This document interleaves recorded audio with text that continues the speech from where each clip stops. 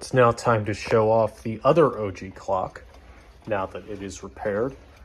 This is a WMS Johnson, made anywhere from the early 1840s to the very, very early 1860s, as in right at the turn of that decade going into the Civil War. This is a pre-Civil War clock, or made just at its outbreak, one of the two.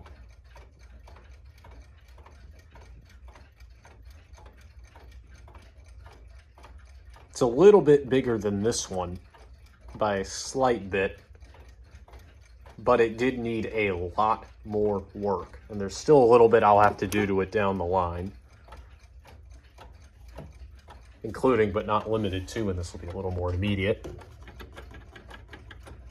getting a washer for the hands to tighten things up a little bit on the minute hand. Big old hole in the back. Not much I can do about that. While we're there, we'll take a look at the gong and the label. Improved clocks, manufactured and sold by William S. Johnson, number 1 Cortlandt Street, New York.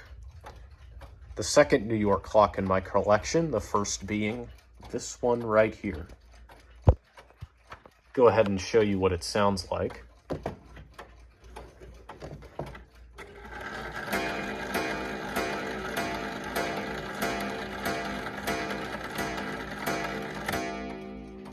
Not the loudest clock in the world. In some cases, the movement is louder than the strike.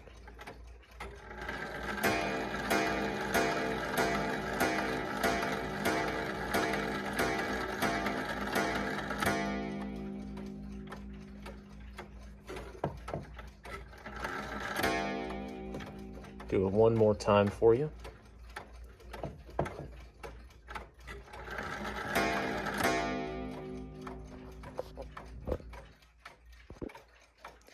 One of the things I had to do to this clock was replace the suspension spring.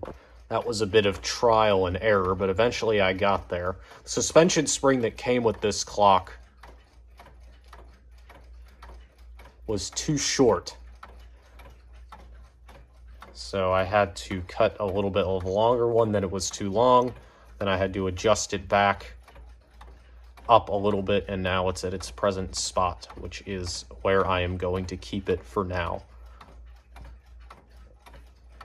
Keeps good time so far, though I've been very inconsistent on the timekeeping, as I've said, and I've had some problems keeping it running as well.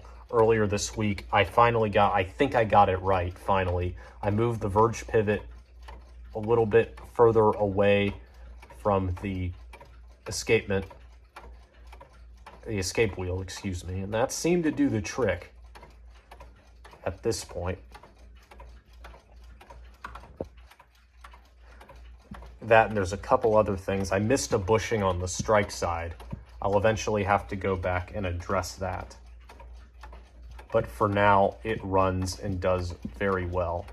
So that'll be a year or two down the line, because I don't feel like taking this whole thing apart again, number one. And number two, I have other clocks I want to get to first that are in more urgent need of repair or adjustment. Here's the crank. Standard Ogee crank. Nothing too special. But here it is running in my Ogee corner. I'll set it to the right time off camera. The one on the FC Andrews is currently set to the right time, but this one I will set to the right time here in a moment off camera and leave it go.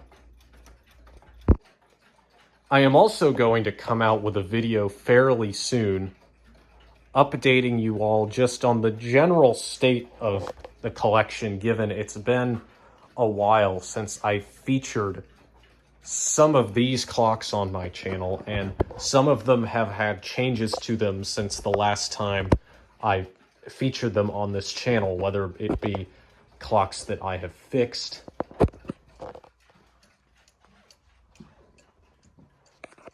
clocks that I have purchased that you've not seen yet.